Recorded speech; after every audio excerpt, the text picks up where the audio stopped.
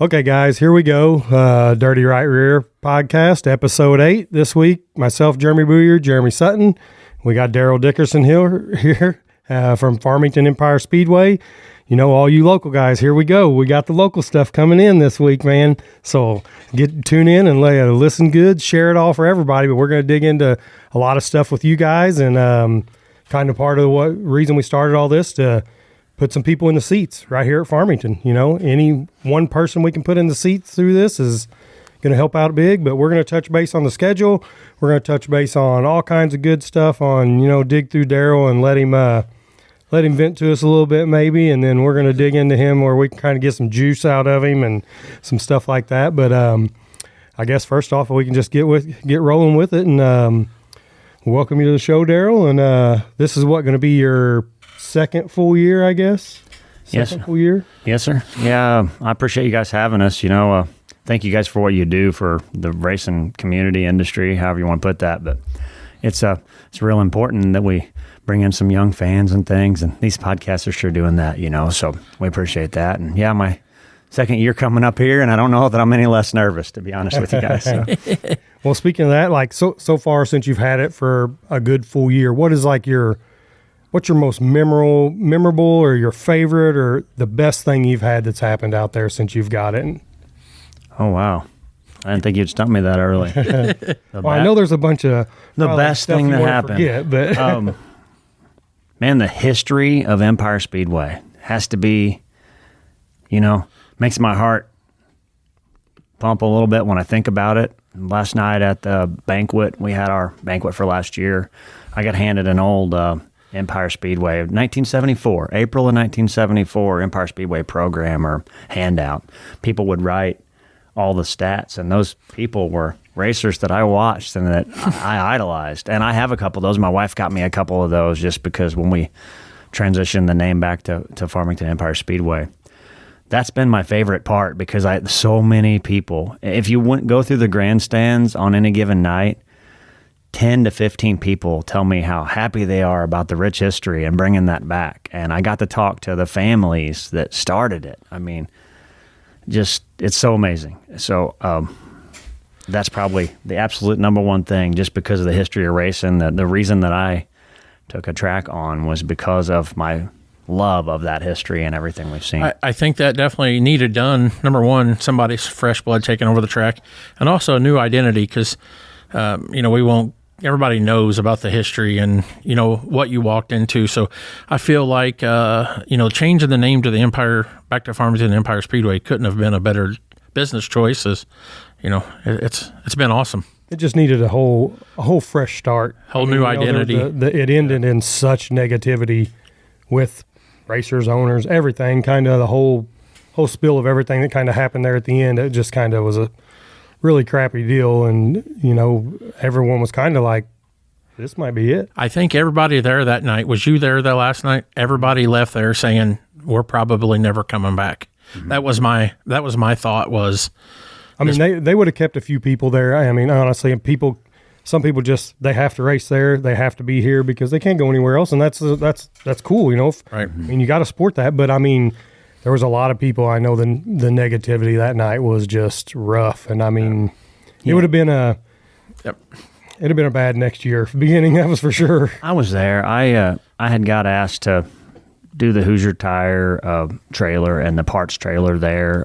That's right. Toward the end of the year, so I was there on site through all of what I refer to as drama because I didn't really have a dog in the fight. I wasn't racing or working at the track.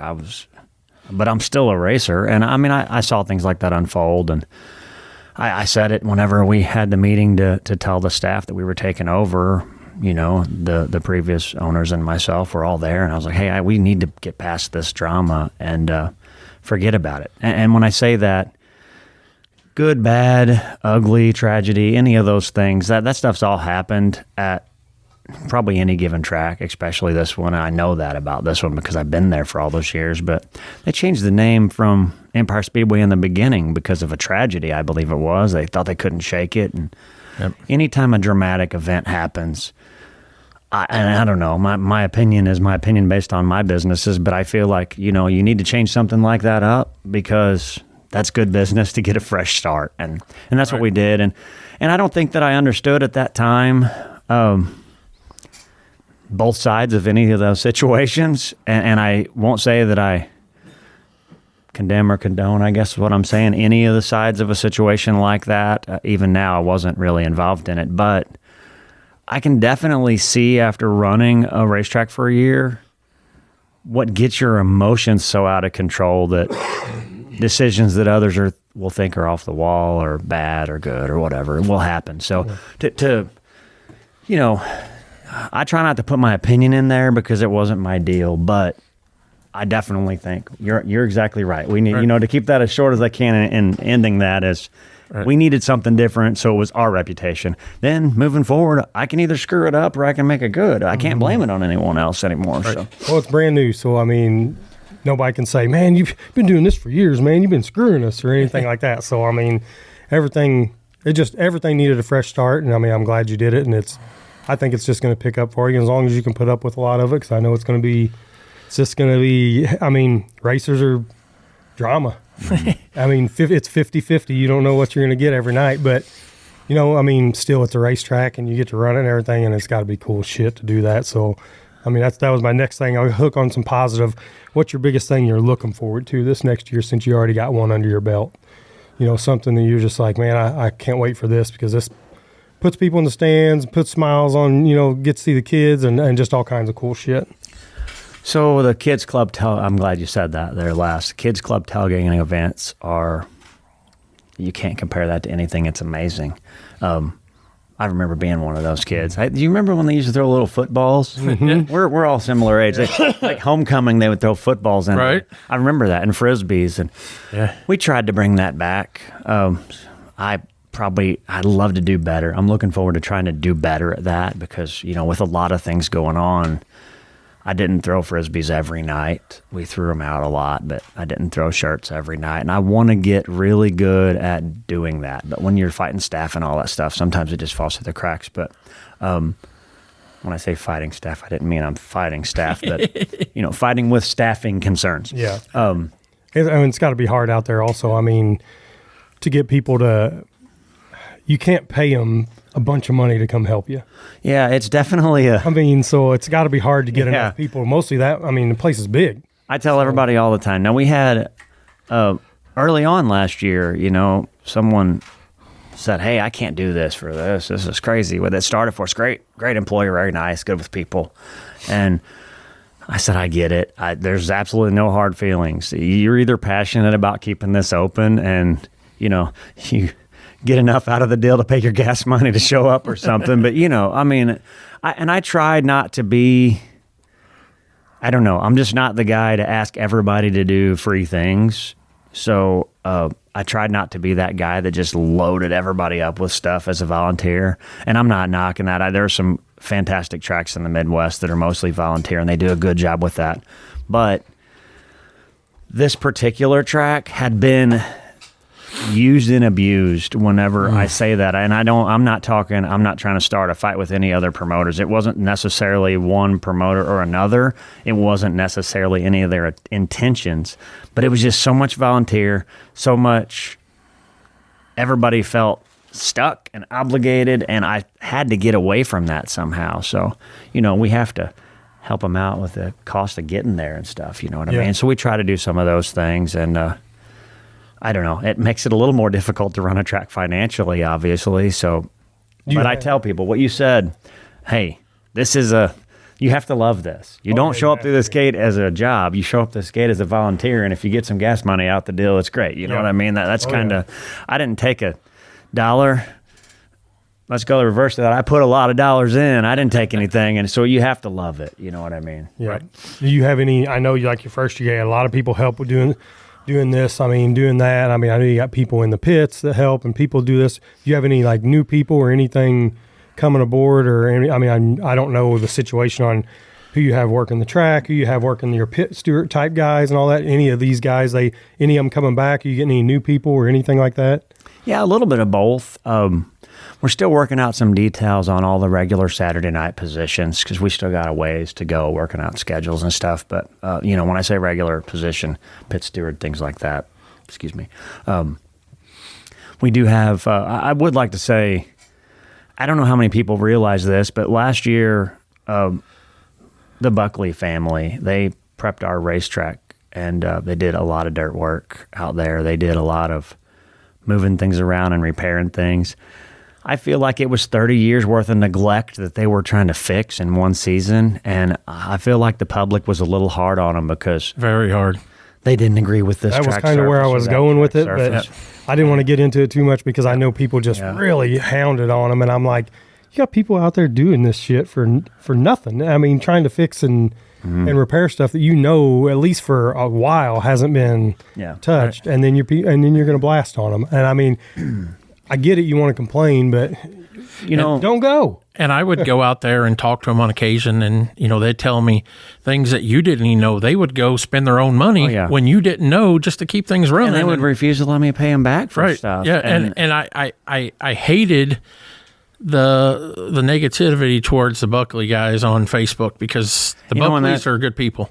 And I've lost some money so far. Hopefully, it's in the, like anytime you take over a business, the first year you lose money for sure. But that doesn't even really hit me in the pants, so to speak, as much as those guys are amazing. And I try not to be emotional about this because you have to run it like a business, but they poured in their blood, sweat, and tears. And it felt to them and me like a huge portion of the public, I'll never be back, this is bullshit. And at the end of the week, never is only 6.5 days because Saturday morning they're coming back. Right. They didn't know what the toll they're taking on people's mentality. And I'll be honest, and forgive me if you have to edit this, I think it's complete and utter bullshit that people want to race and they say, we'll do anything to help you to keep this place open. And they treat people that have done everything to keep it open like shit. And I'm not talking about myself, folks. Those people volunteered their time and wouldn't take a dime for running that track. And you complain to me about a $5 ticket price and complain to me about a hole in turn number 3. Let's talk about turn number 3. I got pictures from 2018 and 2013, and hell, I'm in some of them in a race car, and there's a giant hole in turn 3. But you would have swore last year that I'm the only son of a bitch that's ever let that happen. And,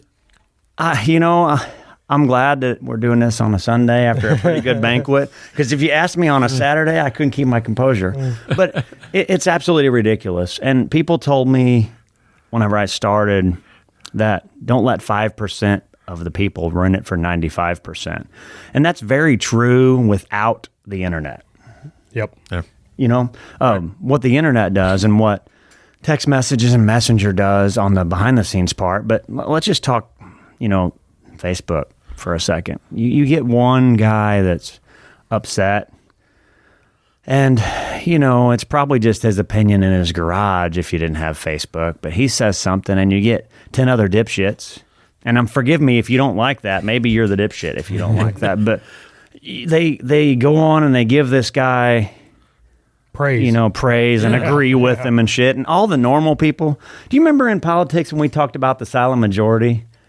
Trust me, there is a silent majority that doesn't want to get in the middle of it. And I was always one of those racers like, God, that drama, stay away from it. I have people come in my shop all week and tell me how they think all these other people griping are idiots. And I'm like, be vocal about it and maybe they'll shut up. But you can't stop Facebook, guys. Right. It's the amount of people complaining is pretty small, but they're very loud. Mm-hmm. And, I hate to see that. Sometimes I can differentiate it takes opinions versus complaints. Can I give an example you and I talked about? Yep. Or your father-in-law. Yep.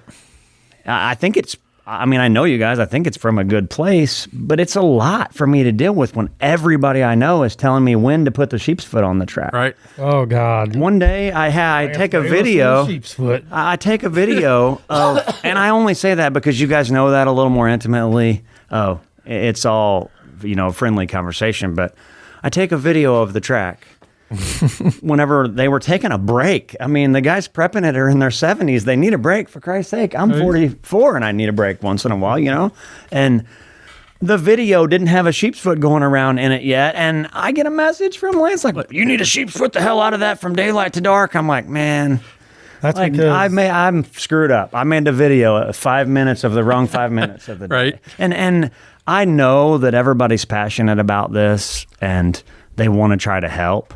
But when you're a promoter getting 1,000 people say that stuff to you, and not to mention, hey, the bearing just went out of the sheep's foot a while ago and the damn thing's all wadded up and we had to drag it off with a grader. Nobody knows that. And you don't want to sound like a crybaby as a promoter. Well, this is wrong and that's wrong. It's 30 years of neglect, and you have to remember, you can't compare us to Lucas Oil Speedway. I do not have billions of dollars. Right. we're going to get Sutton in trouble talking about Lance. But here's the deal. Lance loves the sheep foot because back in the day at Doe Run, he used to make love to that thing. Yeah, he did. He made love. Like, he'd go out there and I'd see him polishing it. Every little knob on it, he'd be polishing it. And Lance, if you're watching, it's all in good fun, bud. And I will, like, I jumped him the other day when he said, Sutton, just go in there and do that Yeah. podcast by yourself. I said, Lance, we don't need your shit. I don't think he means it the way it comes off, but he's just another guy. I've done it myself where we message you, text you, hey, you should do it like this. Mm-hmm. I don't think it doesn't come off the way we mean it. It just and that's why I say I wouldn't have talked about this if I thought you guys were right. know. But you've said it. When you have messaged me, you're like, "Hey man, I know you have 100 people telling you this, but we were just looking from the outside." And I know that comes from a good place, right? And I'm right now sitting here in my right mind. I'm not offended by any of that, right? But whenever I just had 5 pieces of broke equipment and I'm sweating my ass off and I'm out of money.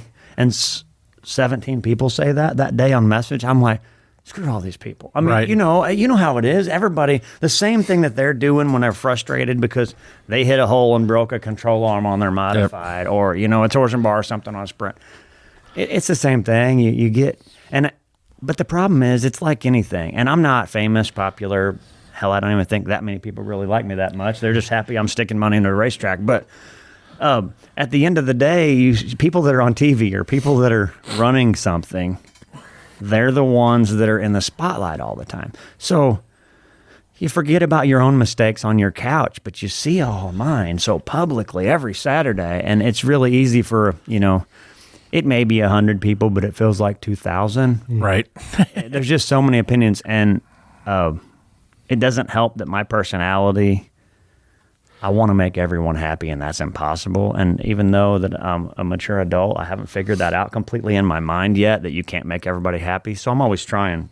And I've coined a phrase this year, so if you hear this, don't be offended. Lots of people have heard it already. But if you want to come up and tell me how to run the racetrack and you think all your ideas are better than any of the decisions I'm making, you put your money where your mouth is, and I'd be happy to turn it over to you. And I'm serious completely. I know I've joked about that, but I'm completely serious. I have 2 other businesses. I can't put 80 hours a week in a racetrack of my own. Right. So if someone... I can't put 40 in running 2 other businesses. That's why I have the people that help us. But if someone has the finances and the time that they want to do that, or a good crew of people, I'd be happy to entertain that.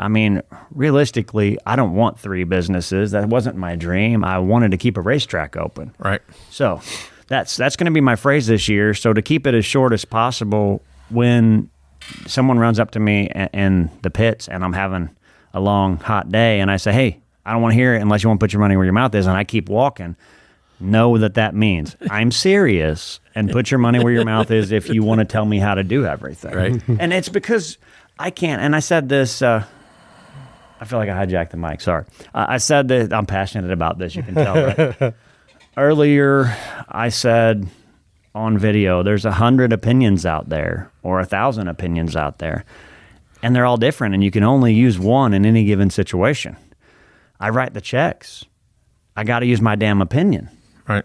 What are all the other opinions? You can take stuff from it, but don't get butt hurt if I just pass by and I don't have time to investigate everybody's opinion all the time. You can't, especially Saturday morning, when the phone rings the most is Saturday. So, and I don't mean to make this so long, but really it sums up my season. A lot of people came and raced with us that had these opinions, and they don't bring them to me nice like we were just talking about. I made the mistake of listening too much after the races and all the complaints, and They bring you opinions about everything. And I know everybody says this. You could go through hours and hours of video footage or talking about all the problems that we have during the week, and that person's sitting there, I offer to help you. And I tell them we start at 7:30 in the morning on Saturday. We're here sometimes at night. There was someone at the track nearly every morning at 7:30, and not one damn time did I see one of those complainers at the racetrack doing anything to make it better. Right. And then, you get why don't you have points fund for 37 different classes, and why do you not have enough races for this class? And what? Seriously, who in the hell is going to pay for this? Would you like me to make it 1 month and be bankrupt? Right. I mean, and that's my season. That was my season. I have to figure out how to run that and ignore all of that, the good and the bad. And unfortunately, some really good ideas will drop through the cracks because of it. But my mental state and my finances will not make it if I continually try to listen to every bit of that. Right. Well, speaking of the finance stuff, so a lot of people don't understand, Farmington is, I guess, can you say is owned by the Fair Board? Yes. And so you're a promoter, lease it. So when stuff has to happen or anything like that, it's not 100% your decision on a lot of things. Yeah. I guess I'm trying to say say your tractors and all this different ship breaks. They are not helping fund any of that really. So no, see when you and I think there's several tracks like this, so I don't want to sound like I know there's a bunch of Fair Board pitiful tracks. Farmington, but there's not any equity. When I say that, you can't. Why don't you have a new grader and a new this and a new that? There's nothing there that you own other than the equipment. So, and I shouldn't say that. It's very, very strong business. But, I mean, you could just, hey, here's my business. What's people going to pay for that unless it's successful? Right. So I'll try to stay on task here. The Fairgrounds is owned by the St. Francis County Fair Board, basically. It's the Fair Agricultural Society Incorporated. It's not St. Francis County government that owns it. It is the Fair Association, if that makes sense, for an easy way to explain it. And there's 70 acres there. And I think I'm maybe off on some of these things because I don't own it and I don't have those documents. But from what I understand, there's around 70 acres there, and the racetrack doesn't use all of that. In the lease, it's called the Racetrack Complex. And I never really realized I probably should share some of this stuff with people, but I think people get butthurt sometimes because they think everything's my decision. So I can only do certain things without permission. In that lease, let me rewind for a second. I bought a business and I have a loan on a business, and it's rather large, but the business doesn't own that property. So then the minute you write down your signature on that loan paperwork to buy a business, then you have to pay the Fair Board a lease. It's kind of like owning your home and paying somebody else rent to live in it as well. You're basically paying for access to the to the place. Yeah. So, if you didn't have that lease, though, you have a large list of equipment. I'm not saying there's nothing there. There's just a lot of stuff, but no property to use it on. So you do the lease with them, and hopefully they're okay with me sharing this much info. I didn't ask them, but yeah. I was just wondering because everyone always asks about Farmington and stuff, and I said they're like, oh, man, I think he's got this broke or that broke, and I'm like, I don't think he can just. I mean, yeah, you could obviously just go buy it if you wanted to, but I don't think that's physically what the possible answer is. So yeah. I mean, sure, could somebody just buy the stuff you need? Yeah, if I didn't have business loans on all my other valuable assets to buy a racetrack, I guess there'd be more equity somewhere. But so bottom line, the Fairgrounds set the rules for the most part. I don't know. I mean, in the beginning of those contracts, it was probably two parties sit down and set up all this, but it's been in contract. You just buy out the contract whenever you buy.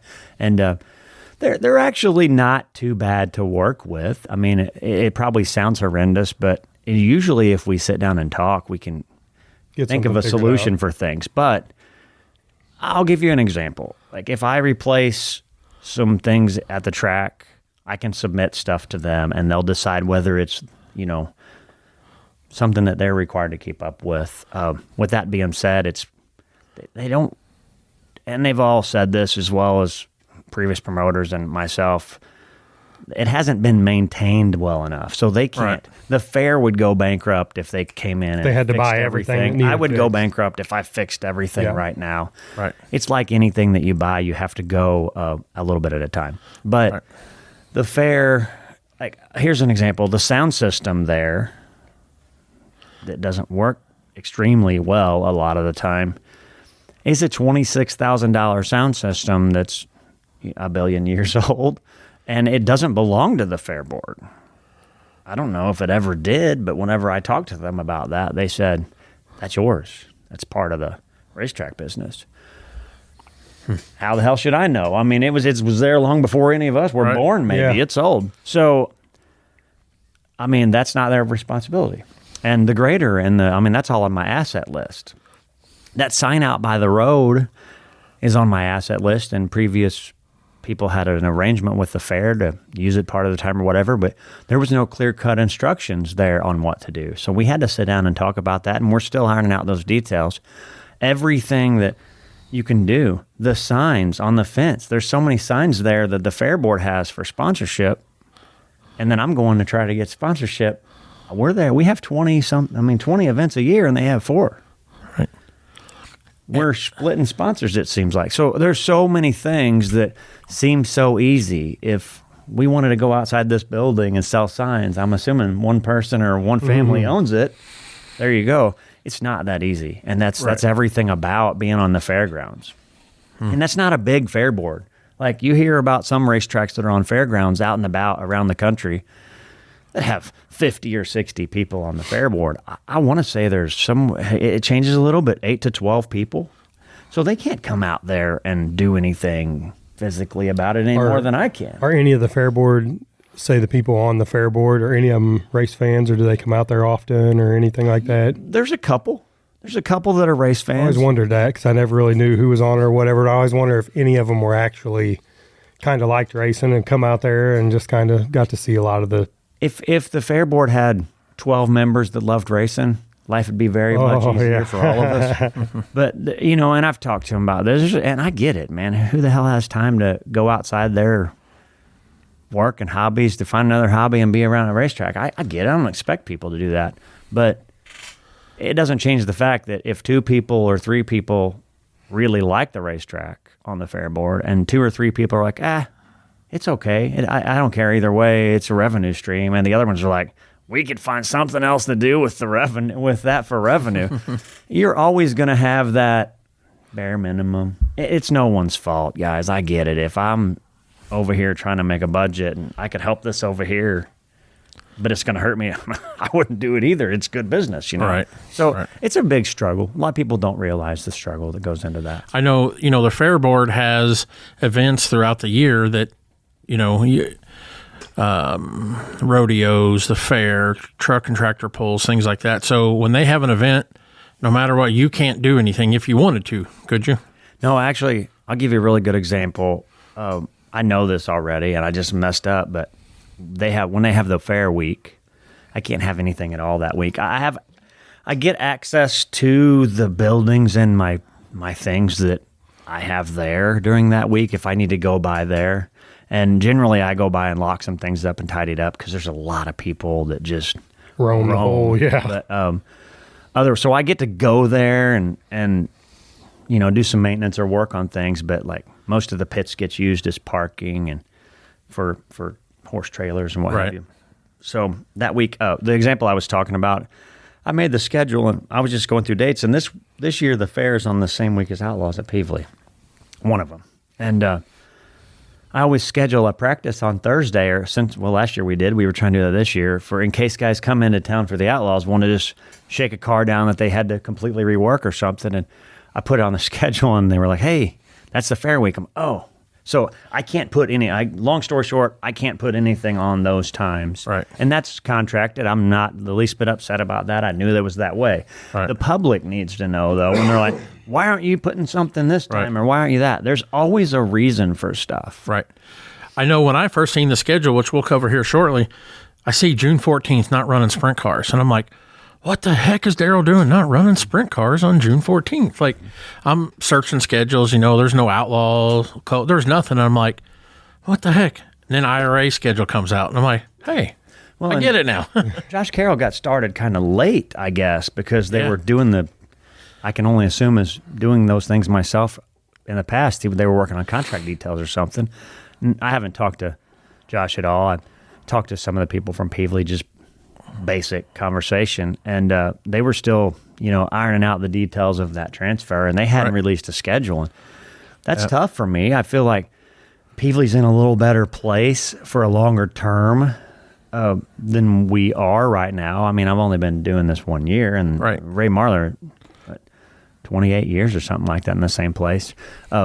So I try to wait usually, and I see, and I got so many people beating me on the internet and on Messenger wanting a schedule. I finally had to get somewhere. But that IRA thing I knew about before it was released because I was talking to Ken from Jacksonville. Yeah, because they're co-sanctioning it. Yeah. And he said, hey, I'm just the messenger.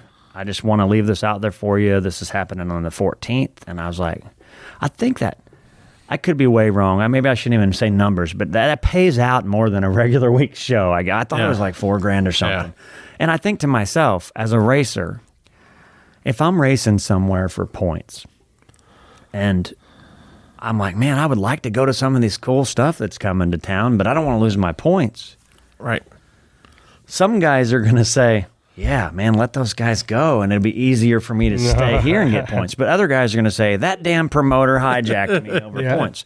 So I thought, how about this? I need to have some bigger shows for some other classes. Because contrary to what everyone thinks, I love all the classes. I'll watch racing that we don't race here whenever I get the chance. I like late model racing. I go to Lucas Oil for the Show Me 100 and stuff. So I like watching races, and I like being involved. So I need to have bigger shows to feel like I've done my due diligence and my part in the industry of research what big shows are popular and do big shows for them. So we needed to do something like that. So like June 14th, we gave, just like we do for the Outlaws, it's a courtesy. I didn't talk to Josh Carroll at all, but I said, hey, out of a courtesy to that, they bring a lot of money to the area when they have Outlaws, and we should close on those times. Right. And I think, once again, that's the 5% of people that are upset. The rest of the country understands. The only people that are mad is the ones who, don't have the money to travel, don't have the gas money to drive to Peevely to watch, don't want to spend higher money for a big show ticket. Otherwise, you have to understand the same reason that you want it to stay at Farmington is the same reason it's absolutely dumb for me to leave something like that at Farmington, because I won't have any of those people, and we won't have the money to do it. And those people need to also understand that, a show like that, if you're a sprint car and you're not locked into running points at Farmington, if you have your choice of running Farmington or going to Peevely and running an IRA show, where are you going to go? Mm-hmm. As a business sense, it doesn't make a lot of sense for you to have a show and get 12, 14 cars. How many times have you heard, why'd I pay extra for a big show and have the same damn people I watch on a Saturday night? I've heard that before I was a promoter. And why don't you ever pull more people from here or there? And then you get the ones when you do, they're pissed because I support you every week and you cater to somebody. I don't cater to anybody. But that's the same thing, though. How in the world are you going to pull those people if you're constantly going up against the places that everyone wants to race? Right. And I would love to work with a lot of tracks. Now, I can't close or give my, I can't give my 410 sprints the week off every week. Right. I mean, they'd probably hang me by my feet from one of those light poles and beat me like a piñata. It's a 410 track, right? So, but I personally feel like you kind of got to be nice to the industry if you want it to be nice to you back. I don't disagree. And that's an opinion. There's probably only 2 opinions instead of 100 there. Once again, I took mine because I have to write the damn checks for it. I don't blame you. You talk about working with a track. So you have a working relationship, it sounds like, with a guy at Jacksonville, Kenny Dobson. Yeah, and that started this year. I don't know. Moa hadn't came to Farmington for a little while, and Kenny's a really nice guy. He'd never said anything negative about anything. So I have no idea what the reasons were for. Right. We've talked on the phone and texted back and forth, and I said, "Hey man, I'd love to have a." He actually called. Let me rewind. He called me. I think he sent word with Tulsa Shootout. Rick, Joby's dad got a hold of me, and then he said, "Hey, do you know the guy from Farmington?" I said, "Yeah, really good." And he goes, "I want a Maui show there." And I said, "Okay." And I said, "Well, hey, I'll get you all hooked up with it." I said, because you don't have that anymore, because Farmington had such a bad name for stuff for so long that a lot of guys didn't want to come back. He's like, "No, man, this is," and he said the same thing, kind of, it's a 410. It's one of the OG 410 tracks. Right. We got to have a Maui show there. And I said, okay. So I just relayed it, and I was like, do what I'm sure he will. I'm sure if he can work it in there and he don't have everything done, I'm pretty sure he ain't going to say no. Right. So after Jeremy I don't remember, did you send me his phone number? Yeah, because I was at the shootout. I called Ken, and we talked a little bit, and his first thing he wanted to talk about was, hey, when's the Queen's Royal? I hadn't released any schedule yet at the time. Neither had Ken. And when's the Queen's Royal? I want to go, schedule something on that event. Because honestly, I think everybody feels the way about that event that I do. That's a staple in the Midwest. You can not like all kinds of things about the track here, but that event seems to take care of itself. And right. So I had a lot of people call and, just make sure that we weren't scheduling the Queen's Royal at the same time as something. And that's what started that conversation. And I was like, hey, man, while we're on the phone, what's the reasoning behind not having a MOA show? Can we get that back? And Kim was like, hey, man, I was raised if you don't have anything nice to say, don't say anything at all, or one of those phrases. And he said, but yeah, let me look at the schedule. Let's talk. And the first call, man, he just met me on the phone, and I just met him on the phone. We haven't met in person yet, but so I'm sure he wanted to do a little. He probably called some people to see, if I'm full of shit or whatever. I'm sure experiences make you check people out, right? And I'm assuming that's probably what he did. And I told him when we talked, I hear a lot of people say, hey, Jacksonville does a really good job at a semi-weekly series. Is that what they do there? So if you need anything to know about sprints, since I've never drove one, then, probably call him. So I had a lot of respect for him without meeting him yet. So when he speaks, I listen. And I think he must have got the same vibe from me, like that I wanted to grow the industry. And he called me or texted me back, and we messaged back and forth, and we got the MOA show, and he's helped me a little bit with some of those other things where we take some nights off and what have you. So. I remember, I think it'd be neat if it ever got back in the day, we always say, used to have Missouri, Illinois class. Guys would run Jacksonville on Friday night, come down, run Farmington Saturday night. Mm-hmm. If you doubled down, there was an added bonus, things like that'd be awesome if we could ever get back to those days. And it'd be great if we can spend enough time, Ken and I maybe one day can spend enough time getting all of our stuff synced up. Right. That would be huge for sure. I could elaborate on that some, but I'll try to make it real short. I'll give you one example. Like they do something different with like hot pit or changing a tire. And I didn't have the staff and the knowledge of all the inner workings to do it exactly like they did. Well, the people that race there come down next, you automatically get a perception in your head how things are going to be. And it angered people, but it'd be way easier if I had the time and I could get him to take the time maybe to get on the same page with that stuff, talk about how it gets staffed to make sure that's efficient and we do it the same way. I think if we did things like that, we could get back to something. Right. Jacksonville, in my opinion, for the track size, man, they got it going on up there. Kenny's got a great thing going on. He promotes outside the box, and Kenny told me if you struggle, sometimes less races, get rid of your struggles. And he said, and I think I must have went a little quiet on the phone, like, huh? Because I'm dividing up all these bills for the off season between how many races I can have. And he said, I know that just sounded stupid to you probably. He said, or something, I don't want to, I'm not quoting him because I may get a word or two wrong. He might not have said it stupid. But, right.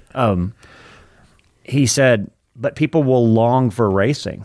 If they have to take a week or two off, they'll long for racing. Then if your car counts are dipped because you're there every Saturday, now you see your car counts fill back up. And maybe I added a few of my perception of what he was saying there, but it makes people want to come. So your grandstands are a little fuller because they had a week off to, oh my gosh, I'm missing racing. Yeah. And he told me that. And I think, so he had told me that they started off, the track didn't do well or something to that effect. And I don't know when that was. And he said, when we figured things out, we made a mental note of it. And he was sharing some of those things with me. Hey, if you have a struggle.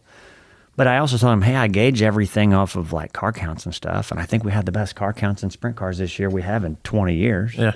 I don't know. I mean, I didn't go back that far and look at stats, but we had a really good sprint car average. So I think we're on the way. And I think the only way we continue to grow that is if I listen to smart people like him. Yes.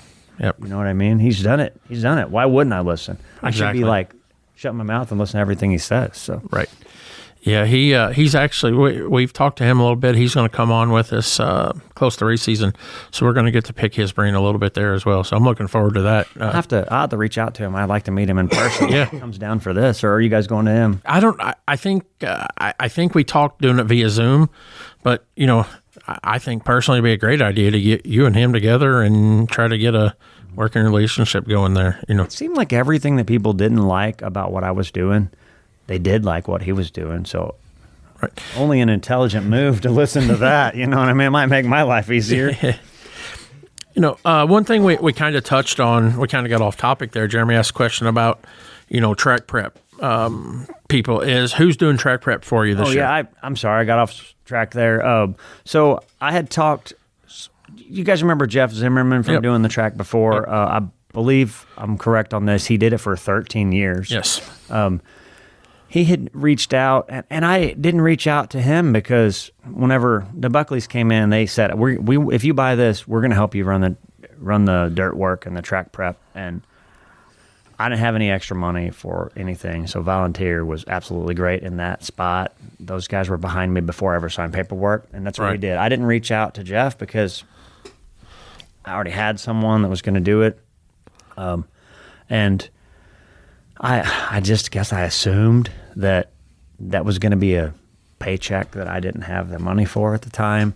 So no reason other than that. Like, people are like, why haven't you done this? I'm like, I feel like crap calling somebody and asking them to do something without any money to pay them or whatever. So Jeff sent word that he would love to be involved again. So as far as I know, we're going to meet at the track here shortly. If everything's still the same with him, I haven't talked to him for a few weeks, but we're going to meet at the track and make a game plan for the year. And I talked to Kevin Buckley, and he said, man, I would love that because Jeff has a lot of experience. Right. And, he said, I can come out there and help you with the equipment and help him or something. And, Kevin's also, it beat him down a little. That's a lot of work.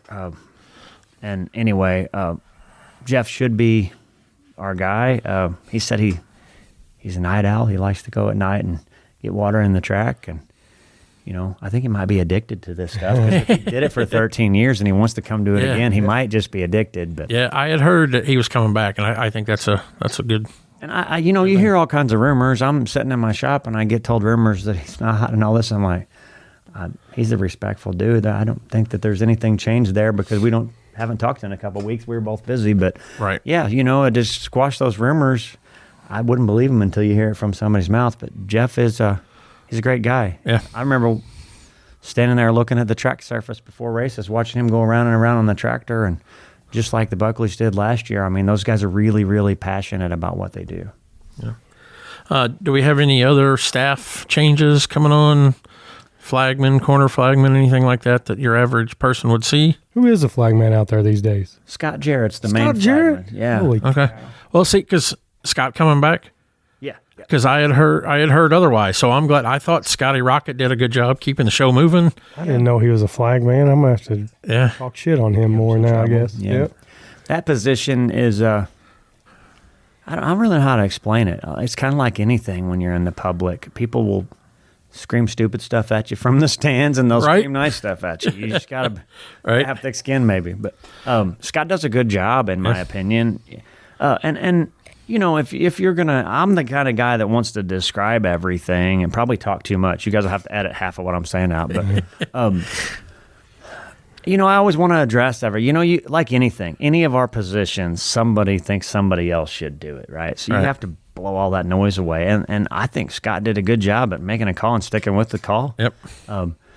My brother John was in turn 1 and 2, and him and Scott together tried to sync up and make sure they saw as much as possible. Jimmy Del Ketcher's side was in turn 3 and 4. He's got a lot of experience doing that.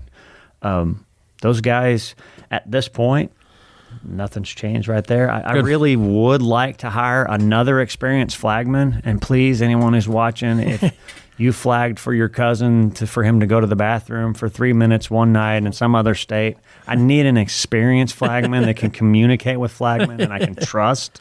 If you have that experience and you can deal with people without being a jerk, that's a big problem with flagmen too. Yeah. I would love to hire one more. My brother is really the race director, but he was stuck in the flagman position all year last year. But I haven't made any changes there yet. It's going to be the right fit before we do. So. Yeah, I was really impressed. Scotty Rocket being flagman. I never thought I'd say that, but I thought he'd done a heck of a job. And I had heard that he wasn't coming back, and Craig Halberg was coming back. And I'm like, Craig does okay. Nothing against the guy, but I was kind of bummed Scotty wasn't coming back. But glad that ain't true. So I talked to Craig last year before the season started. I have a lot of respect for Craig. He's done I've witnessed him do a lot of flagging. Right. He flagged at Moberly for the Wiener Nationals up there that we go to, and Tri-City, and did some flag work at Peevely.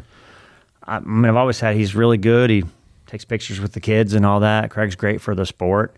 I had talked to Craig before last year, and he had already committed. Yep. And so he said, when we rain out or something, I'll help you. So Craig did help us a couple times last year. I think a lot of Craig. I hadn't talked to Craig this year. I don't know what he's got going on. I mean, maybe him and I will talk again if he has any opening. But I was extremely happy with Scott. I've got his back on doing that, And I sometimes when you have an idea, one person that you'd like to be there, someone else comes along in the process, and I think that's what happened there. And as long as Scott wants to do it, he's my guy right now. Good deal. Yeah. Got anything else you want to cover with him, or go on to the schedule and the classes? Go ahead and go over the schedule and the classes. I guess let's talk about the classes real quick, because I did want to talk about the limited late model. What had you jump on that boat? Because I come out there a couple of times and I only seen 2 or 3, and then I seen you schedule them, and I was like, so we averaged 5. And is there more people kind of bringing them back, or? So we have a whole bunch of classes that don't build any car count. And that's what our last year was, our investigative year. And I won't say it taught me anything because they were all the same car counts almost. And so you heard me talk earlier about put your money where your mouth is. That whole phrase was kind of a joke, or I'll just tell you the exact story that happened. People come in, and we were talking about this already too. I'm a broken record today, but they tell you what they think you should do all the time. Or we want to do this, or we would like to see that. And I'm like, that's awesome, but I haven't won the lottery yet. And I keep thinking this, and I'm always just smile and nod and take everybody's stuff. And Gary Oddie from 50 Motorsports, he was one of those people. Great guy, but he was coming to me, telling me what he thinks would grow it. And like anything, even meaning well, it's just one more thing I have to deal with. And finally, I just got to a spot. I was so busy and stressed out maybe that I just said, hey man, I'm just going to tell you the truth. If you want to see more races, put your money where your mouth is. And afterwards I thought, man, I just sounded like a complete dick. But it was where I was. I'm losing money with 5 cars showing up. I don't know where this all comes from everybody. And Gary's like, fair enough. It's like, we clicked that day. And so now the track has a 10-race sponsorship from 50 Motorsports. Wow, well, that's cool. And the reason he wanted to do this, and he would be a better guy to talk to about it, but he wants to do a traveling series type thing, and he wanted to see a track be the home track. And I said, well, most tracks aren't going to do more than 4 or 5 races unless you got some hardcore proof. Right. And I saw Rick and Brian and Tyler on the other podcast talking about the finances and proving to a track. I still have no idea how they make those numbers work with the car counts they were talking about and the payouts they were talking about. But anyway, I was looking at that, and I have a lot less experience than a lot of these guys doing it. So it just became put your money where your mouth is. So 10 races went on the schedule because I didn't pay for them. I'm not going to give you any other reason because there isn't one. I like late models, but I'm not going to lose money on the wing of a late model, spoiler of a late model. I knew there had to have been something a little behind it, or something had to, like a good sponsor pick it up or do something, because when I went out there, and I mean, they're cool out there, but every time I went out there, 3, 5, 4, you were just like, and I seen you put them on the schedule, and I was like, there's got to be something up with that. I could go through, if you guys don't mind, we can go through those classes real quick. Let's just go through just the classes first off before the schedule. Factory stock and super street. I made a little video about this, so that I may have shed some light on that, but I probably missed some things. I do listen, even though I probably don't have time to listen. And all I ever hear with let's say street stock pool of classes. There's about 24 of them. Some different way to call a street stock, and everybody was one way or the other. Allow this stuff like Power I or whatever, and don't allow this stuff, and pull it in like Highland does or whomever. And I was like, man, we're never going to build this class. So I just split it kind of. Open it back up to the rules that were in 19 or 20, or I think it was in 2020 on the Super Street, and allow all that. And then rein in a little limited street stock class here for factory stock. And then now, here's what it is for the public listening. If you want the classes to stay, tell your friends to build cars. Invite your family to build a car. Bring your cars. Don't set them in the garage and say, I'll get to that someday. And then when you don't come out, complain to me that a class is no more. I've gave you the best options that I can there. Right. So, and I covered the rest of that on a video on Farmington Empire Speedway's Facebook if you want to see all about those classes. Then vintage cars. We're the vintage cars home track for a couple of reasons. The vintage cars, when you go through town with a vintage car on a trailer, lots of people come up to you at the gas pump or wherever, out in a parking lot, and I'm like, man, that's cool. Where do those race? And you could never tell a local person where they could see that at any regular time. So whenever I tow a vintage car, people are asking me, and I'm like, and there's an awful lot of interest. And then we get 21 to 23 cars every night. The vintage cars with a regular around once a month. We missed 1 month this year because of scheduling problems. But you give them a place. You can tell them, look at the schedule. They race once a month. And those people that see you can come see that. And if you're pulling 23 cars, anybody's got a problem with that car count, something's wrong with them. Right. So, and the payout I know was pretty friendly for promoters. Those guys, that's a Gateway Vintage Club. They set that. It's the same everywhere. It's $75 a car. It's still $75. It's been like that for 10 years at least. Yeah. And some of those guys don't. I say most of those guys don't even care about $75. To be honest with you, they'll put it back in. Help my dirt crew does vintage cars. Those guys will help them with something, or donate some money to something, or give it away at their banquet or whatever. They're just happy to have somewhere to go, man. And now almost all of them are like, man, I'm like, thanks guys for everything. And they're like, hey, we got a place to race. Right.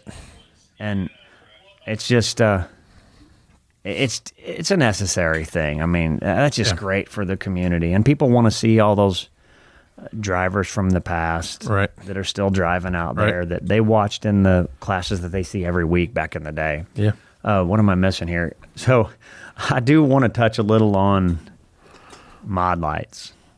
I was talking with a couple of other track people about doing something to rotate the mod lights in here, and all of a sudden the conversation went away, and they put out their schedules. So it didn't go smooth like mine did with Ken at Jacksonville and the sprint cars. And I'm really not sure why people just grab a bunch of info from you and then do their own thing anyway, but I'm learning as we go here. So I got a call. Sammy Coleman actually called me one day and said, hey, would you talk to the Stars if they were interested in rotating between you and another track? And I was like, absolutely. and I never heard anything from anybody. And Sam even said, "Hey, did Sarge get a hold of you on text one day?" And I was like, "No." I assumed that somebody else was doing that because I don't know anything about mod lights. I've owned one, and it doesn't drive like a modified because I'm a modified guy. But anyway, so that deal, now that made me extremely scared to add mod lights because they're running all other places, and I don't want to divide a class and make the class more difficult. Right. Not that I didn't want to. We put a couple of races. We printed one schedule that had one of them wasn't on there, and I got the research and there's actually 2 mod light races. And then, you get same thing, noise on Facebook. Well, we had good car counts last year. 10? Yeah. 10 was the best we had, I think. Yeah. Like, that's not enough to influence me to throw out any of these other people. And the other half of the world says, don't have any more classes. We don't want to go past 10:30. Right. Which, by the way, for all those that remember the old days at Farmington, 50% of our races last year were over by 10:45. Yep. It was nice. I won't lie. Another 25% were over by a little after 11 or something. Right. And then there was a few that were late. But you get a car in the fence, you got to fix the fence, right? So I'm kind of overhearing we never get out of there on time. Well, last year we did. I don't know what you're talking about. But I don't care about all that crap. The people, and I know Sutton may be one of them, so I'm a hound on him, but if you go to the racetrack and you pay your money for Saturday night and you want to hang out there, I don't want to stay till 2 o'clock. But if it lasts a long time, I don't give a shit. Well, I'm watching races. I come to hang out. Unless I'm freezing to death at the first race of the year, I'm not going home early. I mean, I don't want to sit there till 2 or 3, and I know if you do bring kids and stuff, you don't want your kids to be out too late and stuff like that. But if I'm a normal person, like most of the people I see bitch about it, I'm like, the hell you got to do? Right. I know you want to sleep, but I mean... Well, and there really is a lot of people, though, Jeremy, that want to show up. They're not die hard. They don't know every part on that race car. I mean, we used to out there and watch it on the TV every day. We used to stay out there. But there are people in the stands that are like, "Hey, we want to be like going to the movies, 2 or 3 hours, and we're good." So they'll, that's part of the reason. The sprint cars are the feature show at Farmington. That's part of the reason the sprints run early. Because some people, you remember when we were kids, whenever you couldn't get out of the parking lot if you left right after the sprint feature? Yep. I'd love to say that any racing pulled that many people these days, but we divide the entertainment industry up with so much other subject matter now. But I guess I'm just torn on it because we used to stay sometimes till daylight, but I mean, that was just because that was alcohol induced. Last thing to touch on, I think, would be there is no micros on the schedule. I was going to talk about this too. Now, so I added micro, and I'm going to throw you under the bus a little bit on this one. I added micros last year for a few races to see if we could get people there because the fans tell us, man, it's kind of boring watching little cars. Even though they're going really fast on a bigger track, it doesn't look as fast. You guys touched on that in the last one of the last podcasts. We got like 6 or 7 cars. And then I don't even know the micro industry. Here's the deal. What is the races you guys do? I told Cole, I said, hey, I seen Darryll and he's putting 2 micro shows together and he can be my witness for this. I said, there's 2 micro races at Farmington. I said, I don't care if it's $50 to win, my cars will be there. I said, just because we're going there. And then the first one was on the $12,000 to win at Southern Illinois, and the second one was on the $10,000 to win at Southern Illinois. That brings me to another subject we could touch on if you want to, but it's really hard to not. I mean, there's so many classes and so many big shows. It is. So yeah, I had. And I even told all of them, I said, if it rains out over there, anything happens, have the car ready because we're going to Farmington. Right. And I mean, I told everybody that. And then when I seen the schedule and everything, and they're like, why didn't you tell him? I was like, Darryll he can't keep up with micros. He's running them twice. I'll make a deal with you, Jeremy. If you guys rain out or there's a problem somewhere and you want to do what the kids mods do, call me and say, hey, there's no payouts that cost you any money. You want to run on our track? You can do it. I'm joking now. I know that they're not going to do that. But at the end of the day, I have to add a class that's going to put people in the stands with the amount of cars they bring. And I want to say something I forgot to say when we were talking about all the classes. That brings me to a point. A lot of racers would be like, well, I don't know what you're talking about. I bring 6 people into the pits with me. And as a racer, I always felt that way too. Man, why is this going on? Don't they like us? We bring all these people. I want to ask you guys, If we use the sprint class because sprint class at Farmington's a 410 track, right? It's the feature show. How many people do you think a sprint car needs to bring into the pits with them on a regular Saturday night? Not big shows, regular payouts. How many people with each sprint car through the pit gates does it take to pay the payouts to the sprint drivers? Oh, to pay the payouts. Okay. Just the sprint payouts. Oh. I'd say you need 4. I can tell you a number, roughly, I want you guys to tell me what you think. about 400 people to pay your sprint car purse. So, but think about our car counts or car counts in general and realize that the smaller car count's a little smaller purse. It changes back and forth, but you're always paying the higher payouts because the smaller car counts are going to meet the higher pay. How many people per car? That's a profound thing that I didn't realize until a couple people, my brother and some other people figured it out. You know, if you look at, I believe a sprint car purse weekly is around 10 grand. 9 to 10, yeah. And pit passes last year were $30 a piece. So let's base that on 20 car average. Yeah, it was Pit passes probably $30.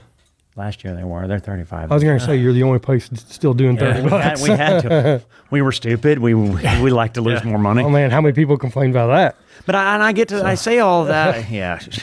Good. So what is that? That magic number? Yeah. I mean, If you have a sprint car and you come through the pit gate and you didn't bring 15 people with you, and you come screaming at me, I brought 5 people, you're making money off of me? wow. Crazy, huh? Nope. I tell people I've started saying this too. And guys, if you think that I'm a jerk, come be a promoter for a little while and listen to how big of a jerk you all sound when you're yelling at me. But if you come to me and say, I brought 5 people, you're an ass, you don't listen to me, I'd paid a lot more money than you guys all paid. So I tell them all the time, hey, your friends are paying you. You're screwing your friends. I'm not screwing you.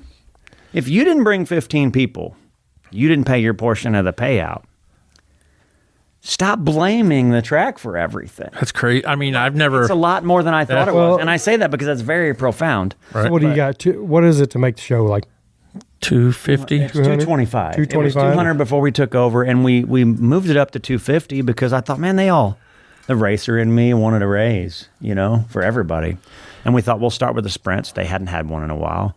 We had to, and I was talking to other tracks, and Ken was one of those. I think it's 200 to start most places on a weekly show, and I don't want to take it all away, but we had to pull back to get competitive in the other markets with other classes and all that to make it work. So it's 225 to start. so? But it's 1750 So to you win. still need 7, 8, 9 people to come with each sprint car to pay the last place. Yeah, so the number you threw out doesn't even come. No. Okay. payout. Okay. So, and I'm not angry about it. I'm not mad at anybody for not bringing 15 people. I just really wish whenever they're mad at me because there was a bump in a track or the night was 15 minutes too long or I didn't give them enough time for this or didn't do enough for that. I'm trying to make all these people happy. And at the end of the day, all those people in the grandstands paid that difference. Well, that was one of the reasons we brought you on here. We want to give you a chance to explain your side of things. And hopefully next time when somebody bitches about something you've done or you're not doing or you're doing, hopefully those people listen to this and realize there's more to it than just a simple, quick decision. There's a reason behind everything. Yeah, and I think everybody's guilty of that. Those people won't change. You're right. For the most part, but I feel a hell of a lot better talking about it on this microphone. Let's we're gonna have to wrap it up for too long here. So let's go ahead and get on with the schedule. We got play day starting March 22nd. Yep. Then season opener, and I guess this will be a season opener for points also April 5th. Yeah, and I'll try to make this quick. The points when you see the Empire Series on our schedule, that is the season points. That's Sprint, A Mod, and B Mod. Okay. The part-time and rotating classes aren't in a points fund. I've been asked a lot why about that, and it costs for just the points fund payouts at the banquet and the trophies and the administration of a points fund for each of those other classes is about $4,800. If somebody wants to sponsor a point fund, we're okay with talking about that. I can't do all those classes. It's going to bankrupt the racetrack if we're not careful. So that sprint, A mod and B mod will be on the points fund for this round. So April 5th, the season opener, and then take off the 12th. The Outlaws are at Peevely, right? Mm-hmm. But you will have practice on April 10th, so a Thursday. Yep. Then we come back, a weekly show April 19th, and that'll have the limited late models and the super streets. Mm-hmm. April 26th, another weekly show, and we'll have vintage and factory stocks that week. Yes, sir. Then the following week, which we've touched on a little bit, but you got the MOA sprint cars coming in for $3,000 to win sprints, plus A mods and super streets. Yes, sir.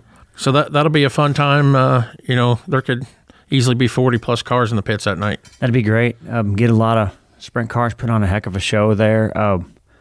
The ticket prices won't be raised a lot. The Queen's Royal is a really big payout when we do that. So the MOA show is not going to be as big of a payout, but the ticket prices are slightly increased. Right. I don't have all those details yet. And then we're going to try to pay out better than a regular show for the A-mods on the Super Streets that night as well. And sponsors that want to own, be the title sponsor of one of those two classes, reach out to me and we can make that work too. Yeah. So. Then we go on May 10th, another weekly show with limited late models and the factory stocks. And then we take off 2 weeks. We come back with May 31st, the $5 Blast from the Past Junior Fan Club tailgate event. Want to tell us about that? Oh, yeah. Last year, you probably saw the pictures floating around, me in a wig that looked like I was in Motley Crue. We just kind of dress up like the old days. We interview some of the vintage guys. We have the vintage that night so we can get some of the drivers that race sprint cars and modifieds and late models back in the day to interview a couple people on the front stretch. I encourage everybody to come out. Even if you can't make it into the races that night, it's free to come to the Junior Fan Club event. We tailgate outside the gates. Cars are lined up. They hand out candy and some gifts and stuff. And it's kind of like a miniature fan appreciation night, so to speak. So that's really nice. And dress up. Dress up like something from 50s, 60s, 70s. It's a great time. Everybody loves it. Yeah. So. Then following week after that, we got a weekly show with limited late models and the factory stocks. Then we'll move on to June 14th, the Empire B-Mod Showdown, 3,000 win B-Mods plus A-Mods and Super Streets. You want to talk a little bit about that show? Yeah, so we gave the sprint cars off that night for a big show in the area, and it works out good when we do that because we help the other tracks, the other series, and we can put our special show for our support classes in there. So so most of the time, big shows do okay if you can get the people to show up and have a little bit bigger event. So our goal there was to take, some payout money and throw at that event to try to make it big. And if we can, then that'll stick around. It'll probably stick around anyway, but 3,000 is a lot in the middle of the year. Yeah. So hopefully, if you guys like that, please support. It'll be much appreciated. All right, then we'll go on to June 21st. It is a $5 night, Fan Appreciation Empire Series. So moving the fan appreciation up a little bit this year. Yeah, I had, there were several reasons behind the scenes for that. We were having a little bit of trouble with scheduling bigger stuff, other things going on. And we also had some things there where, maybe we didn't have enough staff to cover the extra people or whatever. So you shift that around a little anyway. The best night for that was then. And in July, it seems like it's always the hottest. Yeah. You have a lot of people that come to those that maybe can't be out in the heat. Maybe they have a health reason or something. They can't be out as hot. So June seemed to be maybe better for that.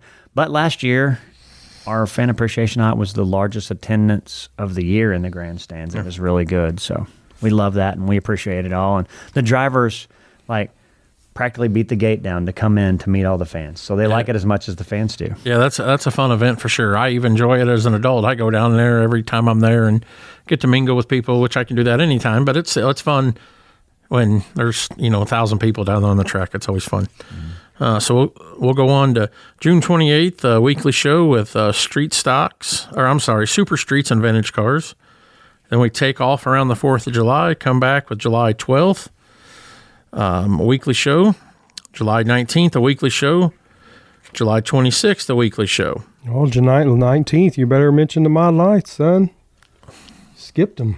Oh, gosh. God. I'm sorry. Yeah, you're right. July 19th. You got Super Streets and July Mod Lights. 19th. Yep. Come on now. Super Streets Mod Light Show. Those guys will be on you. Yep. July 26th, we got a weekly show with limited late models and the factory stocks. We'll come back August 9th with a $5 night. And that's got the Super Streets and limited late models. Then August 16th, a weekly night with factory stocks and vintage cars. And then we'll get on to August 23rd, the 28th annual Queens Royal 7,000 to win sprint series or sprint event, Terry Babb Tribute. Sprints, A-mods, and limited late models. So you want to hit on that? I know that'll be That's an amazing event. Yep. I think most people know that event really well, so you all could do it as much justice or more than I could probably. But last year was our first year doing that, and there's one thing that I felt like I could have did better in promoting that event. I didn't know Terry Babb personally, but I watched him race a lot, and we had our Hard Charger Awards that were a tribute to Terry Babb, and I talked about it in our videos leading up. We had nothing but problems with the facility on that event. I remember. The timing loop was down, and someone stole breakers out of the breaker box. There was some vandalism. It was just, our time was crammed. We were an hour late starting, and I really want to do more. I don't know the Babb family, so if you guys have any ideas, I know you guys probably know them better than I do. I would love to do better. I kind of felt bad all year that I didn't talk more about Terry, and I'm glad that I did it in the videos leading up that week, because I would have felt really bad because it didn't feel to me like a proper tribute, and I apologized.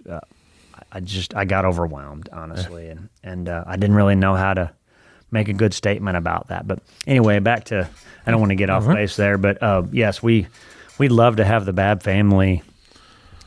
Somebody can give me some information to reach out to them or something, let me know. But yeah, that's $7,000 to win. It's going to be, should be pretty much the same as last year on payouts, I think. I don't have the details finalized, but it'd be quite a bit to start as well. The A mods will earn more money than a regular night as well, and so will the limited lates. So that should be a good night to be one of those classes. Okay.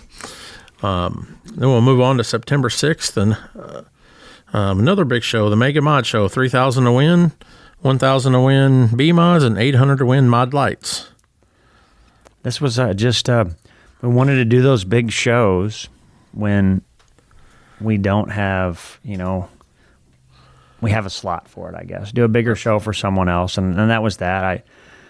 The 3,000 number, I'm not even really sure where that came from, honestly. We're kind of doing some budget things, and that's where it came, but we did the B-Mod Showdown and the Mega Mod Show at that to win. So last year we scheduled it on accidentally because schedules come out late, and we had to get ours out or whatever on the same night as another popular show in the area. So I moved that back a week with hopes that no one else has a show there. Hopefully I didn't miss anything, but I'd love to. We did okay, but I never want to.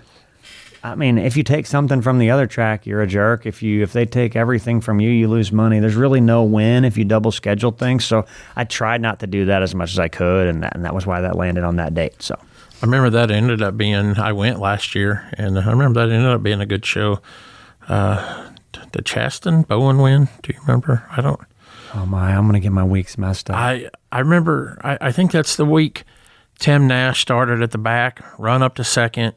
I don't know. I could be wrong. The big shows, there's a lot going on, and I get sometimes mixed up of which one. Yeah. One night, Chaston, and I think it was Mike Savage.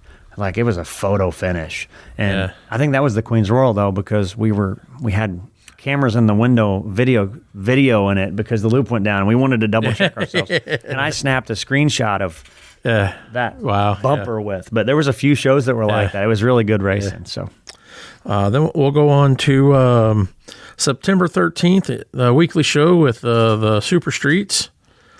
September 20th, our last point night and last night of the year for the regular classes, and you'll have the limited late models that night. Then close out the season with a 2-day, September 26th and 27th, the Heartland Vintage Classic, which that's always a neat event to attend. Absolutely. I don't think enough people realize how fun that is. Excuse me. There's, somewhere 30 to 40 cars usually in a given year. They've had a lot more than that. I mean, so you never really know what to expect. But right. They give rides. So last year, the barbecue, parade laps. They barbecue earlier in the day, and there's a car show, and it sounds like I thought, man, 35 or 40 cars. But they do multiple races, and they bracket cars up differently. So some of the guys used to race together, and then some of the really fast cars are out by themselves, and they have a lot of extra races. They'll do some grudge matches, things like that. Yeah. And I have a vintage car now. I raced the last 2 years in this show since I don't race anymore with the regular weekly, which a few of the sanctioned type, like the limited lates, that ask me, you ought to do that. But anyway, so far all I've done is vintage racing since we own the track, and it's the funnest I've ever had in a race car. Good. It really is. I mean, I drove mods and straight stocks and mod light once, and I was terrible in that. But I really, really, really enjoy driving that 65 Chevelle with somebody in my passenger seat with their eyes this big around. It's a really good time. If you get a chance to check that out, it's not just an exhibition. I ran the wheels off of that thing, and I couldn't get farther forward than third. Right. I mean, those guys are serious. They're not just out there. Yep. They don't beat each other off the track, so that's a breath of fresh air in racing in 2025 probably. But they, once in a while it happens, but they race clean, and it's a heck of a lot of fun. And after the races are over, everybody sits around telling old stories. It really is just a vintage event. I've been to it several times, and I've always enjoyed it. It's a lot of fun. Yeah, absolutely. So, got anything else you want to touch on with Darryll? That's about it, man. I just wanted to dig into all that. I wanted to just try to get as much, local information we could to get everybody, if we can get, like I keep telling everybody, if we can get one more person in the stands, we did something.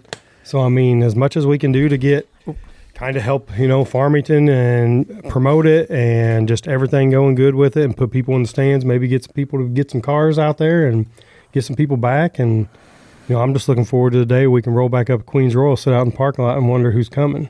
That's going to be the day.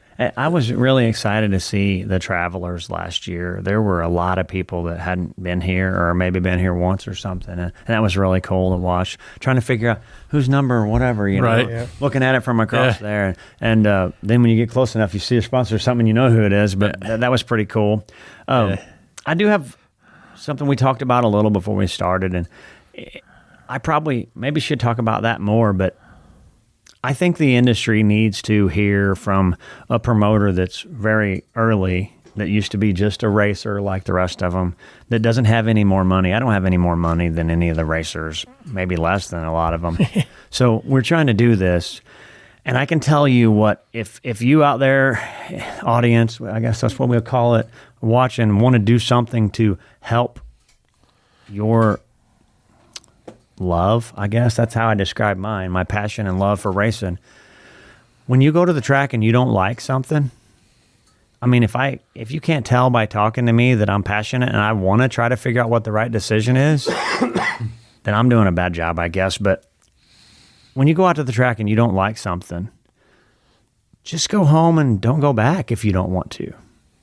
The biggest problem in our industry right now is, and I hear this everywhere, and I talk to 10 different promoters on a regular basis from the Midwest, and they all say, when one person complains about something that they don't like, the people that aren't as intimate with it or don't understand or may just want to watch racing think it's a terrible place to go, and they start talking about racing negatively. And then you get car counts that are okay and the fans that aren't. Well, you heard me say we need both to pay the payouts that the racers get.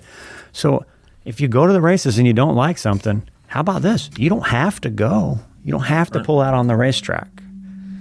Keep it to yourself. That's the one thing that if we could take away anything from this, and I want to grow, but let the people that want to be there grow it.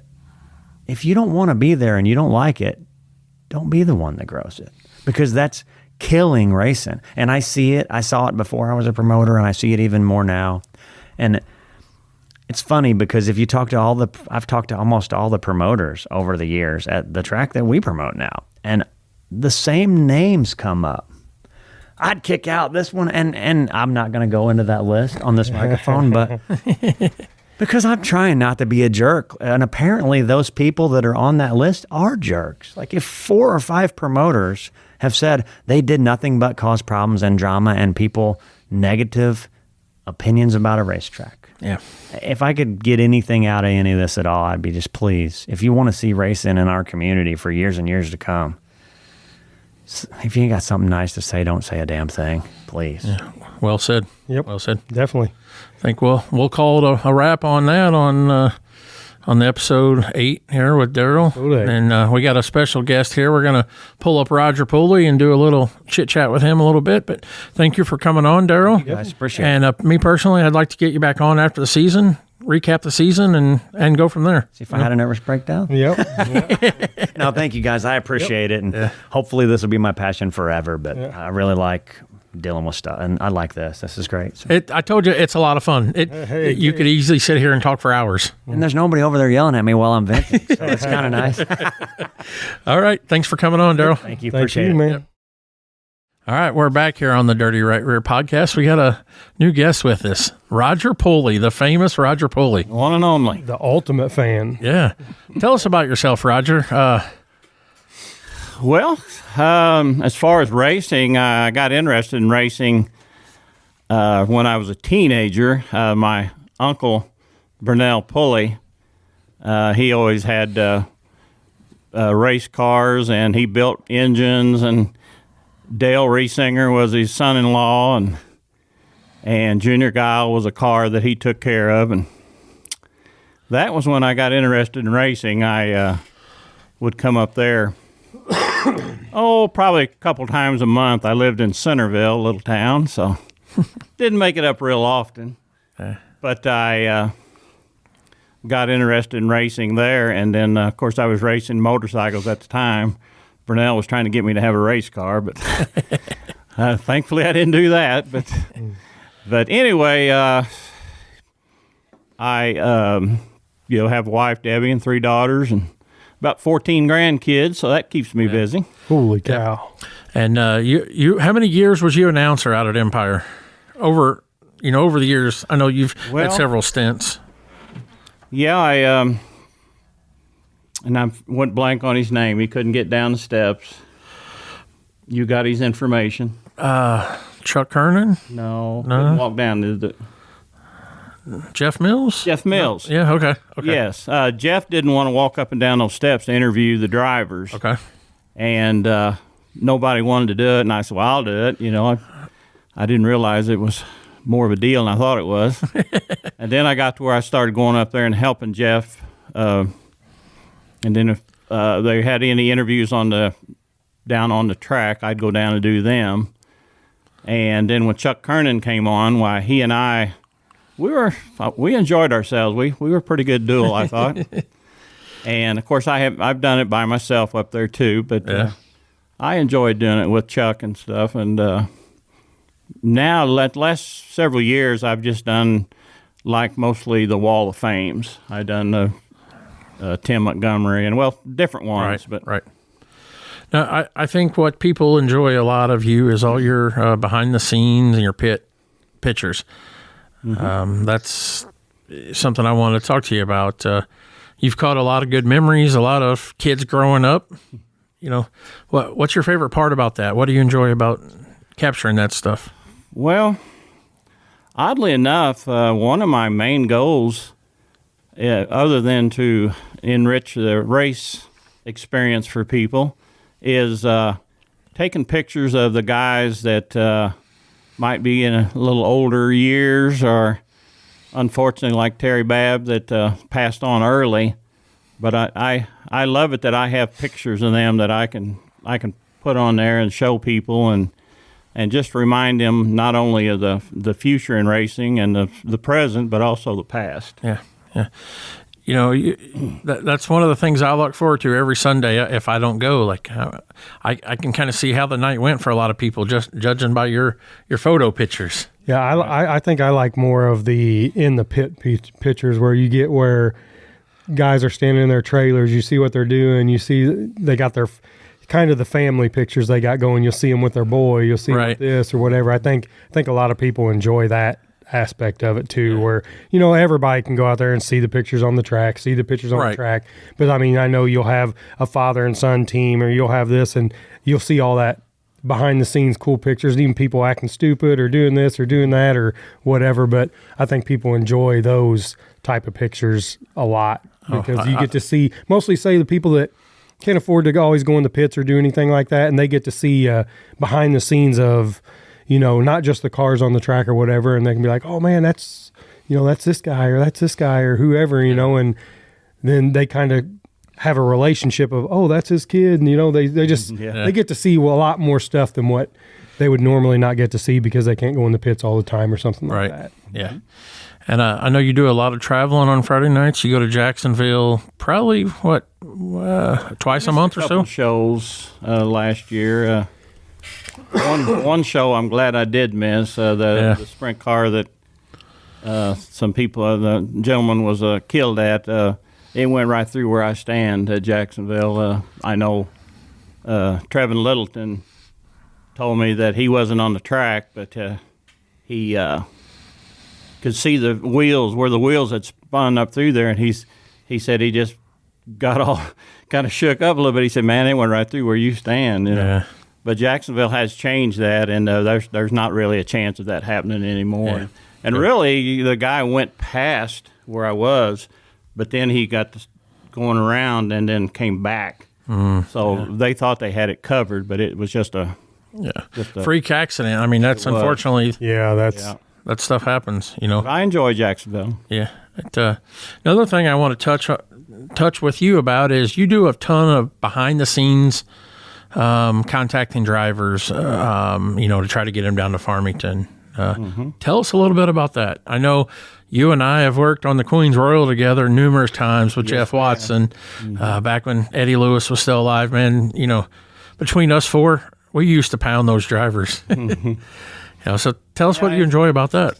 I enjoy seeing new guys come in and stuff, and I have helped monetarily, some of them even, and I try to do that for our locals too, and I try to do it for the racetrack.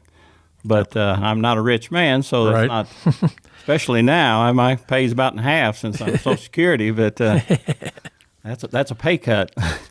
But I just, that's why I take pictures, really. It's just to promote racing. That's what I can do. I don't consider myself a photographer, really. I consider myself a picture taker. I say like Kirby's a photographer. Right. But I enjoy taking the pictures, and luckily they are better than what they used to be. When I first started out, they were pretty sad.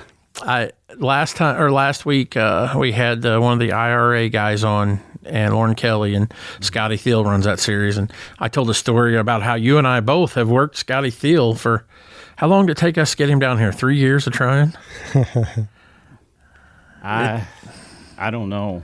Yeah. It was a while. Yeah, it was, and we finally got him down here. It's just guys like that we would message once or twice a year, say, hey, Queens Royals coming up, here's the payout, and it kind of went from there. A lot of guys would show interest. Some of the guys would say, well, what can you get? What can you get me if I come down? And you said Scotty Thiel, didn't you? Yeah. I didn't understand what the name you said. Oh, yeah, Scotty, okay. We've tried. Yep.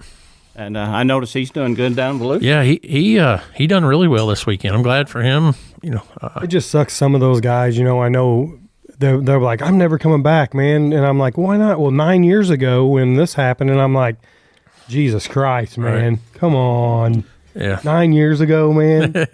Give us a break. We're trying to help, because even when I was at the Chili Bowl and I was telling people about stuff, and they don't even know that the track, like Farmington, they don't even know that it has a new owner. Right. And they're like, and once you tell them stuff like that, it piques their interest a little better, which is great. With the Maua deal, I don't think they knew at first. Yeah. And then Rick's like, hey, get a hold of him. So, stuff like that to try to our stuff like you do, promoting and just people seeing stuff and everything does help with the new regime, the new thing, how Farmington, first year under Darryll's belt. And then now we need to kind of, I guess, promote that to some of these guys for the Queen's Royal, because they're still going to have a bad taste in their mouth when they did this or did that. And I mean, I know it's still hard, but if you can, like I said, if you can get one more person, that's better than nothing. Right. Well, I know Darryll was talking about some people complaining and stuff every week, and which I have told him before that I could probably write him a list before the season even starts who's going to complain. But I've had people complain about my pictures, too, not taking enough of certain people or whatever. And, I've never made a penny on these pictures. Yeah. And those SD cards that I use every week cost me almost $50 a piece. All right. And I usually use a new one every week because I usually take 1,200 pictures or so. Holy smokes. So, that's it's a hobby. It's definitely I like racing. You're not making any money, that's for sure. Right. Yeah, the complaining and stuff, man, it gets rough to kind of go. But I can't say nothing. I'll complain about something that, like, if I get lied to, I'll complain about something. Right. Because I've gotten lied to and complained about. But other than You're that, going there, I think, already. Anyway, but I don't want to complain about nothing, but I'll complain about it if it's something in my face that I know is not correct. But other than that, I think it's just getting so out of hand these days. It's just crazy. Well, Farmington is my home track, and stuff, and that's the one I want to promote the most. But I love to go to other tracks and promote them too. I want to promote racing. Yep. Right. What's your I'm sorry. No, go ahead. Go ahead. So coming up to this year, what's your plans this year? What are you going to be doing? I'm. People kind of laugh at my wife and I. We don't make plans. Oh, just roll with it? Yeah, we just. That's hey, even we better. Go down and do this. Oh, okay. We get the car and we leave. So my mom and dad do all the time about camping and stuff like that, and I'm so jealous. I go to work all week, and my dad's like, "Hey, what are you doing?" And I'm like, "Oh, work." He's like, "Hey, we're at Clearwater," and I'm like, I just hang up on him. I don't even want to hear it. Are you you gonna hit Knoxville up this year? I went to Knoxville every year for a few years, and I've just kind of got a buddy of mine, Jeff Watson, and I and Eddie used to go to the races a lot. And to be honest with you, when Eddie passed away, it took a little drive out of us. Yeah. And it just don't seem the same, and we're still trying to get over that.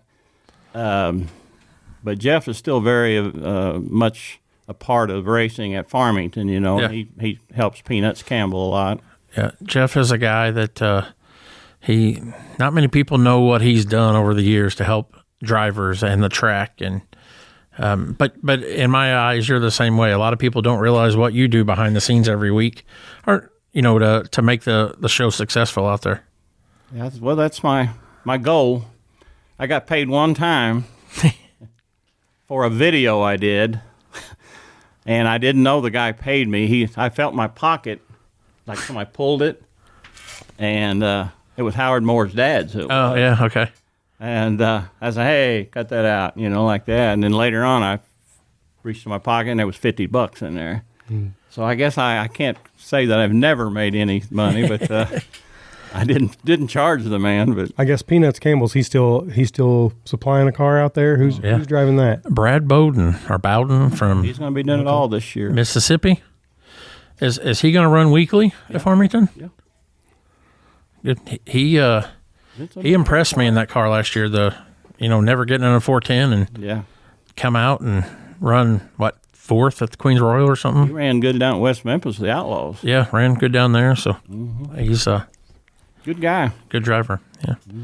So Roger, we just wanted to get you on, and you're a big supporter of a lot of people, a lot of drivers and other things that people don't know about. So just wanted you to know you're appreciated for everything you do. Everybody loves all the pictures, and keep that up. And, all the driver interviews you do in the pits. And, I enjoy, if I don't get to go out, a lot of times you have video footage of the features. So keep up the good work. And yep. I enjoy all, like I said, the behind the scenes and stuff. I like all the pit pictures is just of nothing. just of random things. I think that's pretty cool. But Right. yeah, we appreciate it. Everybody appreciates it. But you got any positive stuff you want to kind of end with to kind of tell people, about racing and how to, maybe something good to, get people there and just kind of any advice for anything for people just kind of go into the races or anything?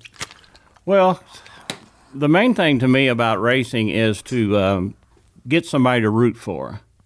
And I'd suggest sometime maybe going into the pits when you are at the races and talk to the drivers and stuff. And if you find one that you kind of connect with, why then you'll have somebody when you're in the stands and stuff to root for. And that makes a big deal. When you go to the races for the first time and you don't know anybody, you pick out, well, I like the blue car, it's pretty, and once you get to know the drivers, and that's one good thing about the fan appreciation, you can go down and talk to them and everything. But then you get a connection, and I think that's really when you start enjoying racing. So let's put you on the spot here. Who is your one driver at Farmington weekly that secretly you pull for? Well, he doesn't race anymore, but it's Tim Montgomery. Oh. Okay, I that's used to sponsor him. yeah. Secretly root for? Or not maybe secretly, but Yeah, I don't really know. I have some that talk to me a lot about the racing and during the nights and stuff, and then I wish them well and stuff. But as far as just one that I'm just all out rooting for or sponsoring or anything, I don't have anybody like that. okay. We're actually going to have Gage on 2 weeks from today. And we would like to get Timmy on at some point as well. You may come with him. I don't know. Yeah. It's going to be Gage is coming at 9 in the morning. Oh, okay. So I don't know if Tim will be up that early. So himself much. Yeah. All right. I think we probably need to wrap this up. Sounds good. Well, we appreciate everybody. We had Darryll from Farmington Empire Speedway on. Yeah. We got to talking about everything. Then we had Roger Pulley. Yeah. You guys will see him. I'm sure if you go to Farmington or anything, you run into him, say hi, and check him out on Facebook. All his behind the scenes pictures that I really enjoy, and I know everyone else probably would too. But we just appreciate it. Appreciate everything you do, and keep on going with it all, man. Everybody enjoys it all. He came in and done some pictures of us today, so we'll have those posted sometime this week as well. So thank you for that, Roger. And the only thing I'll leave on is if you see me walking through the pits and taking pictures, I'll come over and take 15 or 20 pictures of you. I don't care. If you got your family and stuff, you want pictures, I don't charge anything. The price is right. So there you go. And he's sneaky. He likes to. He may get them of you anyway. Yeah. When you're in a group talking, he likes to just photobomb you and you don't know it. Then you get on the internet in 2 days and there's pictures of you talking to that group. And you're like, sneaky sucker. Or you'll look between the wing of the car and Roger will be down there taking pictures. So. All right, I think we're going to wrap it up on episode 8. Thank you for coming on, Roger. Yep, we appreciate it. And thank you for your support of us, and I know you're a big fan of ours, so. Absolutely. Thank you. Thank you, guys. See you next time.